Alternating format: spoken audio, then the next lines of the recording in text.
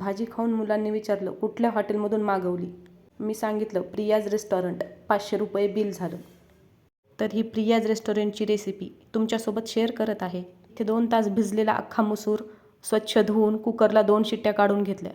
फोडणीसाठी 2 चमचे homemade butter, 1 तमालपत्र, 3 काळी मिरी, 3 लवंगा आणि थोडेसे जिरे घातले. वरतून आलं लसूण पेस्ट, कांदा, टोमॅटो घातला.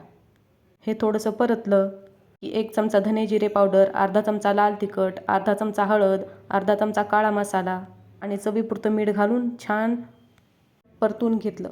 थोडंसं पाणी घालून मसाले तेल सुटेपर्यंत शिजवले. फ्रेश क्रीम थोडीशी घातली आणि वरतून शिजलेला अख्खा मसूर घातला आहे. अख्खा मसूर घालून थोडंसं चमच्याने त्याला छान असं स्मॅश करून घ्यायचं, म्हणजे ग्रेव्हीला छान थिकनेस येतो. ग्रेव्हीला उकळी आली की वरतून कोथिंबीर घातली. रेसिपी आवडली असेल तर चॅनलला नक्की सबस्क्राईब करा आणि घरच्यांना ही रेसिपी नक्की करून खायला घाला. तुमची तारीफ तर होणारच आहे.